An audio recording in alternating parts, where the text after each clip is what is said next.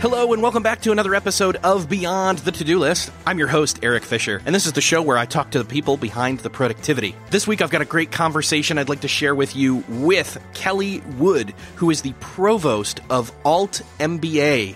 If Alt MBA sounds familiar to you, which it should, it's because Alt MBA was a sponsor of this program for a large portion of the summer last year in 2017, as well as a little bit into the fall. And if you remember anything about it, it is an amazing alternative education program for adults created by Seth Godin. And I won't go into a sales pitch for it, but I have a huge amount of respect for it and what they are doing over there.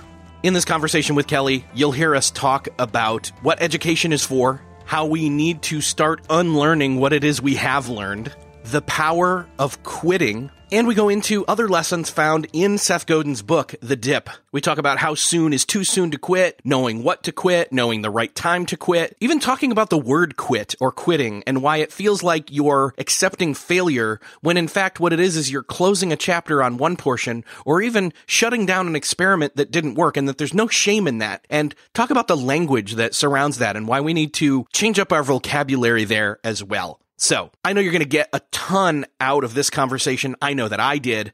So, enjoy this conversation with Kelli Wood. Well, this week, it is my privilege to welcome to the show Kelli Wood. Kelli, welcome to the show. Erik, thank you for having me. It's wonderful to be here. You have an interesting position. You are now. What is the official title for your position at Alt MBA? Great question. On my business card, I'm provost, but I have done absolutely every job within Alt MBA from getting it started. So I've been a coach. I have designed the operations. I've helped support with everything from sending out the textbooks and being the mailroom to doing the entire strategy about hiring and staffing and running the entire program. So pick what the topic was, and I've been a part of it. So I have lots of experience, and I think that that's part of the startup mentality is what needs to be done, what's the most important thing to be able to keep us going, and how do we present the best version of ourselves. So provost by day, jack of all trades in between. Well, and isn't that usually how it goes, especially when you're in that kind of startup mode or mentality, right? Absolutely. It's I've been a part of 4 startups, and you just know that you have to love the project. I know that one of the things that we're set to talk about today is quitting, but I think the huge part of that on the opposite side of the spectrum is just love. And the love of what you're doing makes you, full of passion and enthusiasm and pushes you through all the hard parts. So it's definitely part of being in love with the project that you're working on that helps you get it across the chasm.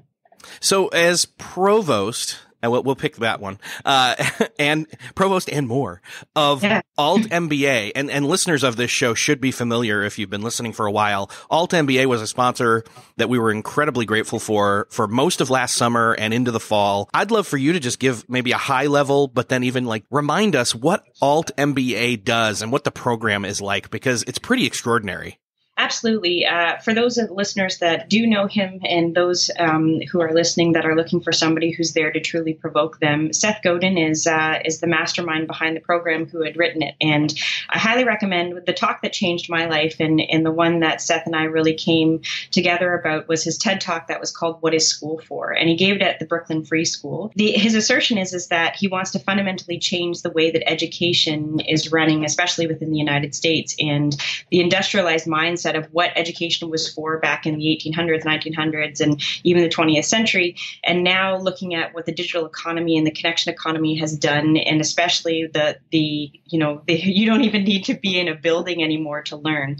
So his TED Talk profoundly changed the way that learning has been done online, and we've had incredible success. Clay Christensen from Harvard Business Review asserted, in November that I think it's in 10 to 15 years that 50% of the U.S. institutions for formal education would be bankrupt. And it's everything that's happening online, the way that people are connecting, and the way that the traditional way of learning is breaking down. And Seth has made an assertion about how learning can happen online, and it's working.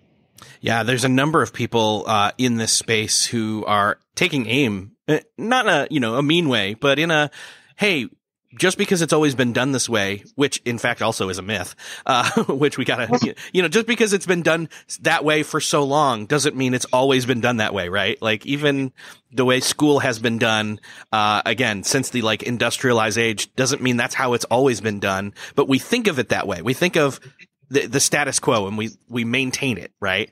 Absolutely. And I think it's also worth noting that one of the most misunderstood concepts in economics is the idea of ignoring sunk costs. And you can't change the past. All that you can do is and make decisions that are based here now. And so many people get stuck on legacy and stuck on emotion that inhibit them from moving forward. And that's a massive reason. The second thing is that so many people who are designing things don't use design thinking and ask the core question, what is it for?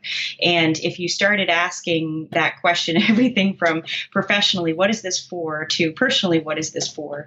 Everything changes in terms of your values, your beliefs, your criteria, and the way that you're able to navigate forward. And I think that with the introduction of the internet, not as many schools have asked that question first. They've kind of put it in as an afterthought. Yeah, and I know that we're going to go there when we go into this topic that I really want to talk about with you, which is this topic of quitting, because in that topic, there's this question of, what is it for? What is my time being used for? And then when we dig a little deeper, it's what is my time really being used for, if we're honest with ourselves? Yeah. And then even asking, what could it be used for? When I think of quitting and when I think of Seth Godin, there's a Venn diagram in my mind where his book, The Dip, pops up. And it's all about that. Moving past the inflection point, a lot of people want to start things, and that's where a lot of entrepreneurs enter in. They're like, ooh, I want to start things. We all want to start things left and right, to be honest. But it's this question of when should we quit things that becomes even much more difficult. In effect, you were just talking about that with the status quo and the sunk cost. Absolutely. And the most important question, I think one of the best things about working with Seth every single day is he lives the things that he writes. And as a writer, one of the reasons why I've always been so inspired by his work is because he truly speaks his truth and lives that way. And everything from how he designs his day to how he hires people to the work that he chooses to do. And one of the things that I've always admired so much about him is him asking the question, is it my ego that's keeping me here? And, you have to understand before you pick something. He has an amazing mentality also of his career in his worldview is defined by a series of successful projects. And a lot of people get really, really married to one idea or one singular identity. But if we look at even, having a series of projects, how freeing that is, and it allows us to make better decisions. And a lot of people don't know how to make really good business decisions, especially ones that strip out emotion, right? Yeah, exactly. Even in fact, I've had a personal experience with this decision-making process with Seth. I've actually requested and even had like email response with him 2 or 3 times now where he's been incredibly gracious and incredibly polite, but had to say no to being on this show. And I incredibly respect getting that no from him because one, some people wouldn't even respond. And I know how busy it is. And it's impressive that he even replied. And two, the fact that he's saying at this time, this is, he's incredibly busy and it doesn't align with what his goals are. I just have to echo that. Like I see him living it, And he is that man behind the blog. Like that is his voice. If he shows up, it's almost eerie that when you go and you speak to him, one of his greatest gifts is he speaks like he writes, and he has an extraordinary talent in being able to explain really complicated things in really simple ways, and also this empowerment mentality of that, the asking what's it for, why am I doing this, and because he's so popular and because he's so world renowned, the amount of time and energy that he spends just on charity work alone and consulting is, at the end of the day, he's helped some of the world's most important charities do some pretty extraordinary work, especially with acumen. So his time, he's so smart about his time and knows what his entire purpose is. And he's good at, when we talk about quitting, it's also just being efficient about, these are the projects that fulfill my mission. This is what I'm passionate about. This is how effective I can be in using my time. And here's where I'm able to make the greatest difference. So know that it's nothing personal, Erik, at all. Totally. Yeah, and I totally get that. And that's exactly the way that I look at it. And in fact, in a sense, that empowered me to know that I had that power as well, to look at my time, to really assess it, to really have those short-term or long-term goals, to be able to have that as kind of a decision-making rubric that when requests come in, unfortunately or fortunately, I have the power and ability to say no as well, as much as I'd like to be involved with all the requests that I get too. So. Definitely. It's so amazing what happens also that when you set those boundaries, how his energy is able to be purely focused on one thing. And he's always so gracious and polite about it. But for anybody that's out there listening in the audience, it's really important for you not always just to know what it's for and what you're for, but also what you're not for. And that if you do say no, that can be a sentence, and it doesn't have to be rude. It can just say, I'm sorry, it's where I need to spend my energy, and you have a finite amount of it. We're circling this question or this topic, this word even, of quitting. There's a power in it we're hinting at. So what for you, as far as that word quitting or that concept or even the practice of it, which is the most important, really, if we're not practicing it, what's the point of it? What is the power of quitting for you? It's the opportunity cost of time. And it's one of those things where you can look at yourself and say, life is short, and everybody's a human. And one of the most profound questions that I was actually taught by a Buddhist monk was, does this serve you? Does this serve you? And when it comes to, there's so many things in life that you can spend your time on, but it's really important sometimes to get quiet with yourself and sit down and say, here are the goals. This is who I want to be in the world. This is what I want to become. This is work that I'm proud of. And also being really honest with yourself with those questions of sitting down and saying, who's in the audience that's influencing this? And is this really true to me? And to quit means to also sit down and say, it's okay. It sets boundaries so that you're able to make the greatest difference with a finite period of time. For most of us, I think this word quitting kind of equates with this other word, quitter, where we are a person who starts things but doesn't finish them. That's not necessarily what we're talking about here. In a sense, we almost ought to come up with some other word for quitting that's proactive, that's positive, that's completing the experiment or something along those lines, Well, I think it's that society and yourself, your default, especially with how we've learned, is to shame and to blame ourselves, right? And what happens if you sit down and say, it's not quitting, it's focusing? Yeah, or even streamlining. Absolutely. And I think that it's all about the story that you tell yourself about words is going to be a huge determinant on your day. And the human brain is naturally wired, to think of negative things, and it'll go there if you let it. But how can you sit down and say, I see you, thoughts, I see you, and I choose differently. And telling yourself a positive story is going to ask any marathoner how much that they need to love kilometer 32, right? And a really good friend of mine is a marathoner. And I remember talking to him, and it was the first time that he had ever done it. And I said, how are you doing afterwards? And he said, honestly, by the time I hit kilometer 32, sorry, I'm a Canadian, I use kilometers. He said, by the time that I hit kilometer 32, I had to dedicate each kilometer to somebody else in my life that I loved. That the lactic acid in my legs was so excruciating that I needed something bigger than myself to keep going.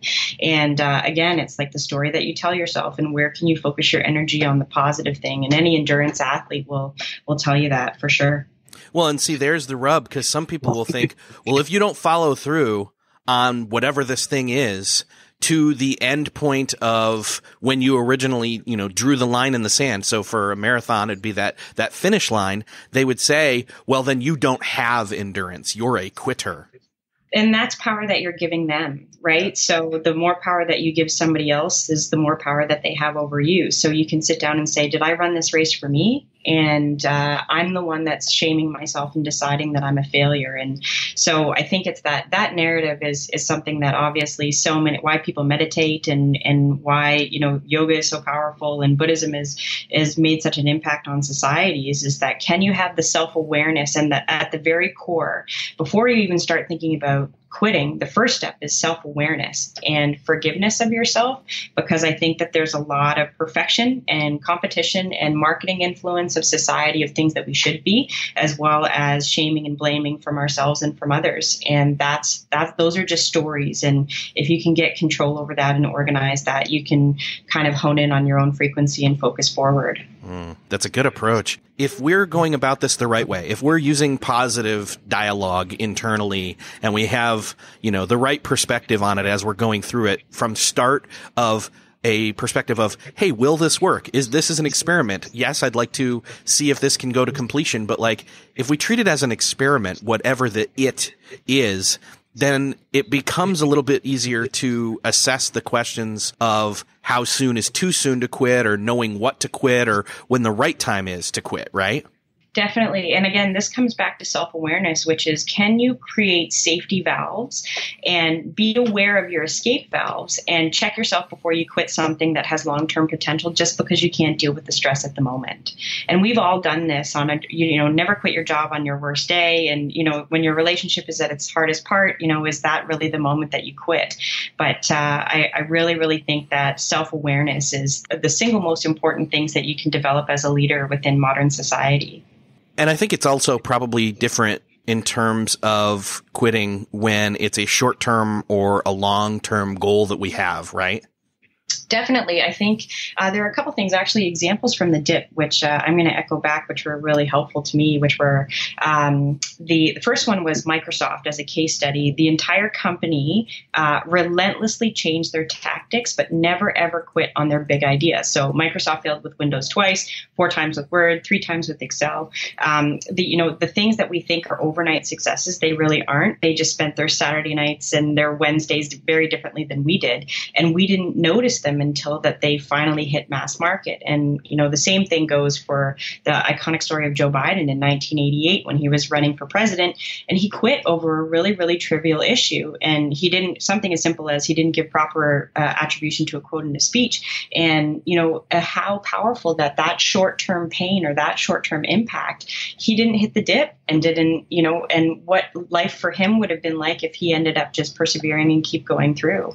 So I'm sure he's thought back to that moment, and we've all had moments in our lives going, if I'm really in this, what do I set? And the world or the market or your team, they're looking for signals that you're serious and that you're powerful and that you're safe and that, they're with you on the ride. So I think it's the difference between understanding, the strategy and the big idea or getting caught up in the moment, because that short-term pain has so much more impact over us than us seeing the long-term benefits. And that's where vision boarding and knowing that you're truly in love with your idea really kicks in.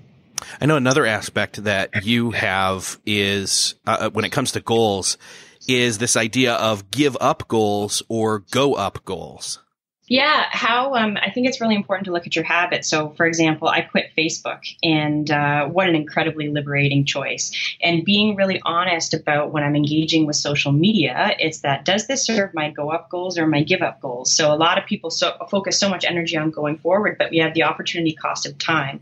So what can you also quit? So, for example, is it, for a while, let's say for the sake of argument, you want to go to take an extra course. Are you willing to give up 3 hours worth of Netflix a night? And are you willing to, just being really aware of your habits? And if you're aware of your habits, then you can change them. And it's really important, again, coming back to the place of that default behaviors versus living with intent and being really focused with your energy.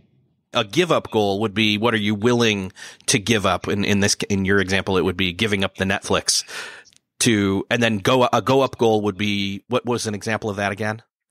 Yeah, I think so. Let's say, for the sake of argument, a big one for me of quitting was, obviously I don't have TV anymore and I wanted to read more. So I was willing to give up my TV habit. I was willing to also give up my Facebook habit also so that I could also be a part of Seth's team and get through a startup that I was really, really proud of and do work that I was proud of. So they go hand in hand. But if you're going to set go up goals, which is the person that you want to become, what's also the old story about yourself that you're willing to leave behind? And it's also worth noting, it's, going back to a place before I worked for Seth, Seth. I had my own illustration company and I loved it. And the being aware of pride. So, for example, I started out with a really simple business model just to get started. And I picked greeting cards because I did a $100 startup out of my living room and I wanted to just learn about the fundamentals of business. And I was willing to have people laugh at me or say, oh, she's never going to make it, for the sake of understanding what I was truly building was a brand that represented me and my values. And at the end of the day, Seth, when I got into the interview with him, he was able to look at all of my values and all of my, work ethic and tenacity because I had a freestanding resume. I didn't even need a piece of paper. So I was willing to also give up the notion of what people thought for the sake of my go up goal, which was how do I build something bigger than myself and stand out from everybody else?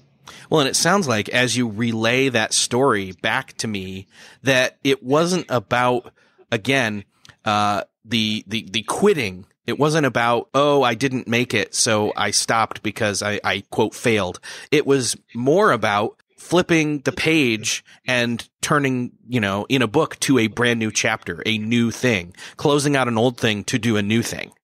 Yeah, it's what is it for? It's, again, coming back to design thinking. So for me, it was that who did I want to be in the world and what was the difference that I wanted to make?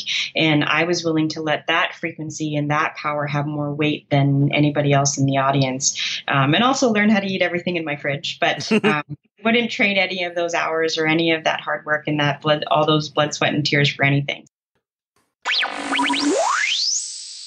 There's a lot of risk involved when it comes to quitting, because even if you're fully sure, in your head or your heart or vice versa, the other one might not be on board, right? Definitely. I highly recommend the essay that was written by Andy Dunn. It's one of my favorite Medium essays, and he's the founder of Bonobos. It's an American company. But anyway, one of the things, his essay was called The Risk Not Taken.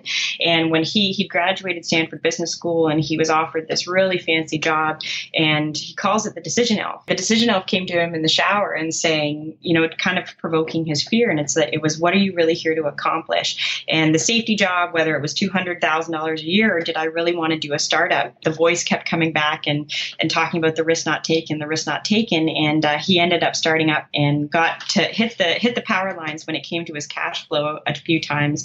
And they asked the question at the time when he was speaking with some of his friends when things were really bad. And they said, you'll always have a place to sleep. You can always sleep on our couch. And he said at the end, he's like, I slept on that couch many times. So it's worthy of asking the question about risk and what's your safety kit? And my partner and I that work on Alt MBA, she and I always talk about what's our emergency plan. At the end of the day, if everything goes awry or what happens, we always joke that we go teach spinning and work at Whole Foods or something. But at the end of the day, failure is truly defined by you, and the magnitude of that failure is truly defined by you. So, and quitting and also the weight of it is defined by you.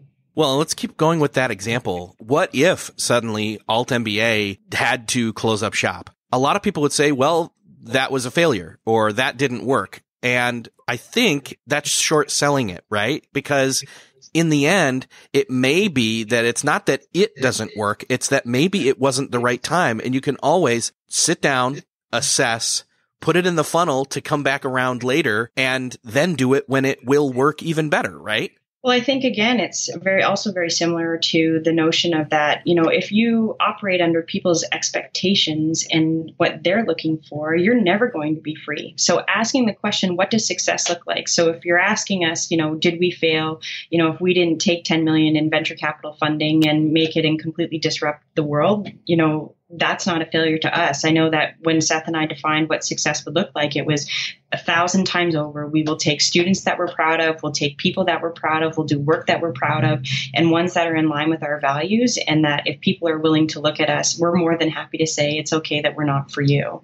So again, it's how much power that you let other people determine about you and your quote unquote failures, because we've already succeeded when it comes to getting this off the ground.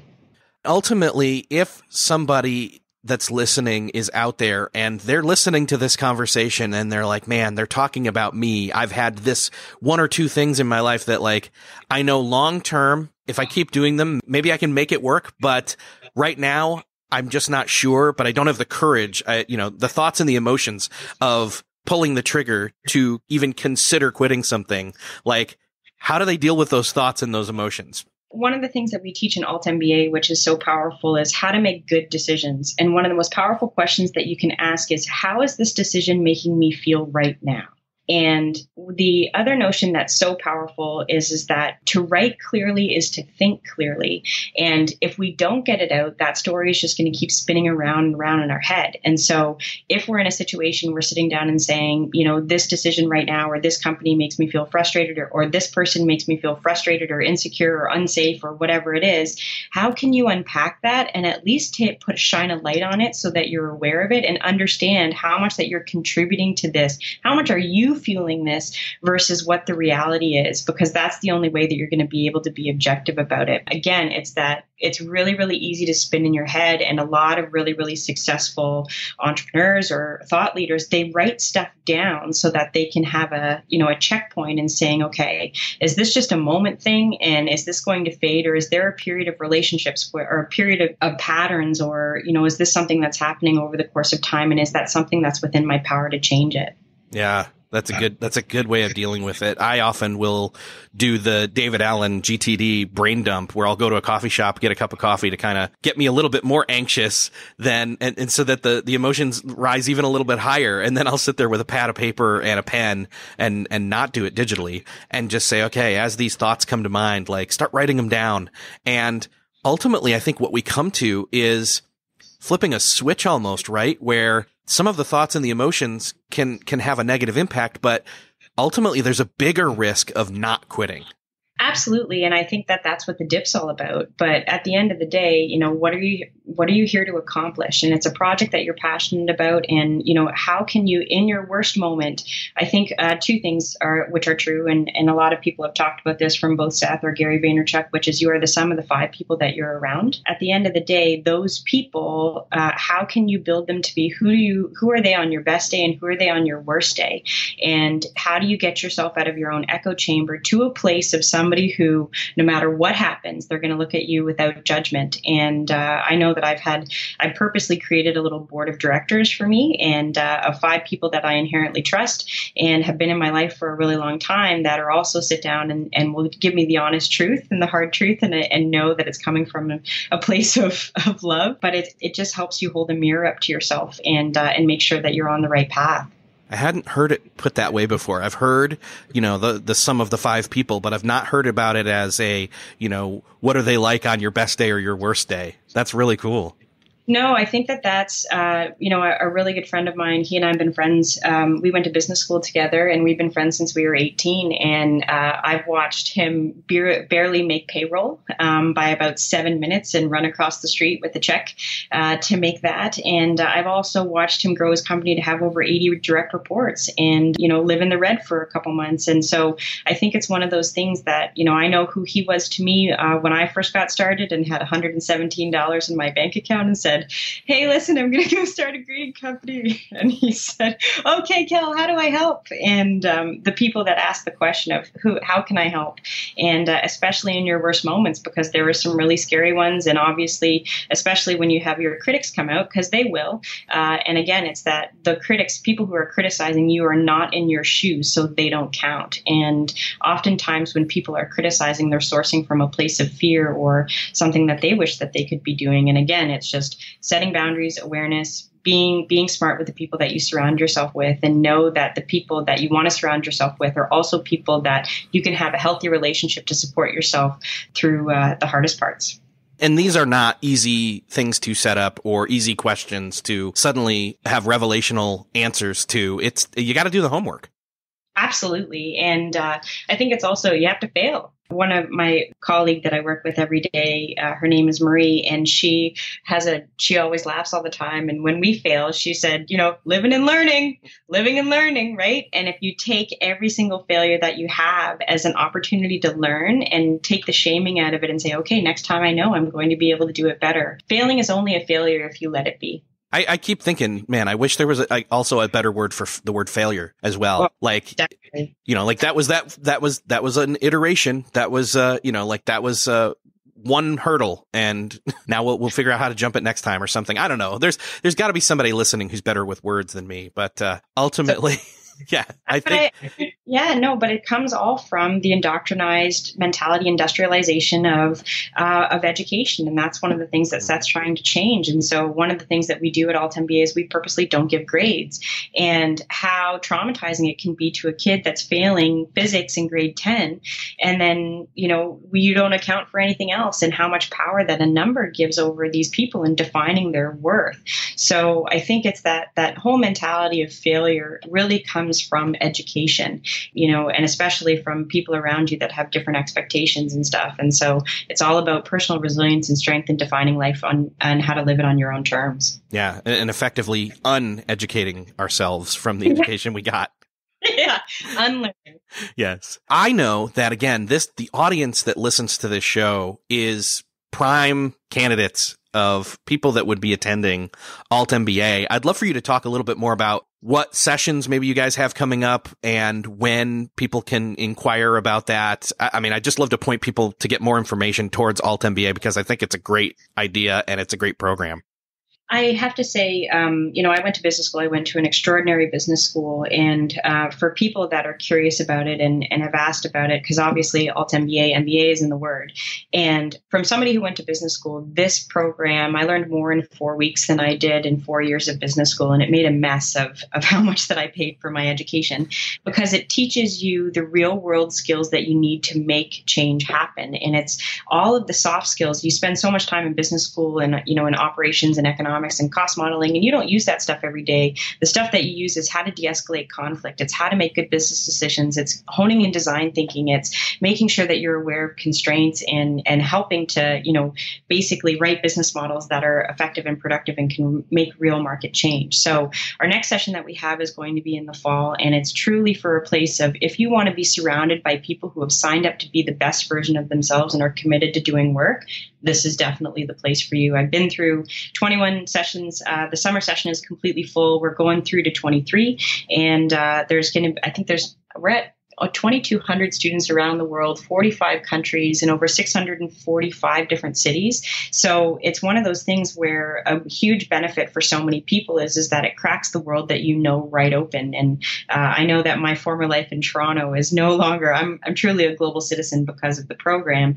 Our fall session, our applications are open.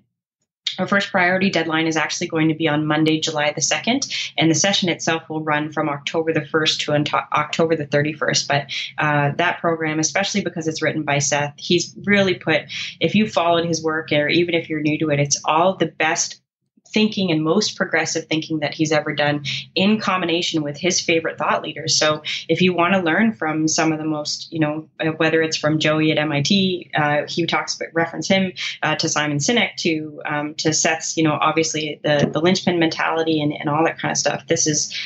It moves a lot faster than traditional education does, and it's extraordinary. I loved it. Yeah. So there is still time for people to get information, consider, and apply, and get in past that cutoff of July. What was it again?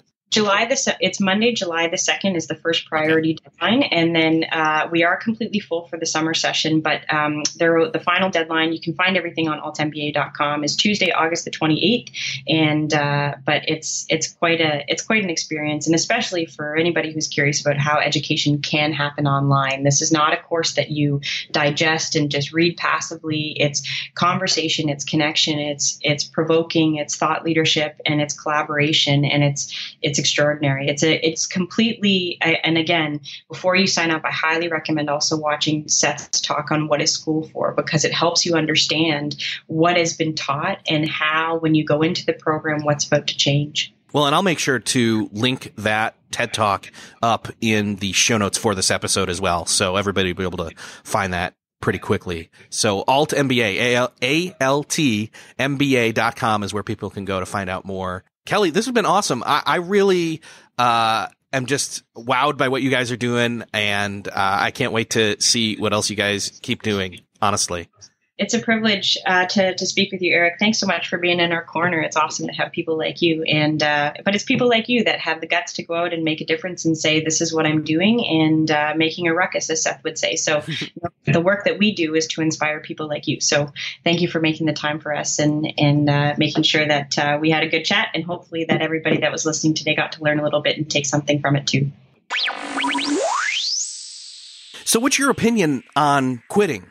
Not just stopping or knowing the right time strategically to stop doing something or start doing something, but your thoughts on that word, quit or quitting, or the way that it can seem like, at least to others outside of you, that you're giving up and how that may not be right. Do you have that self-awareness to be able to adjust your vocabulary moving forward? I think that's the biggest lesson for me that I'm taking out of this conversation is I want to rewire the vocabulary that I am using personally in my life, not just with myself, but also with others, with my family, with my wife, my kids, and my coworkers.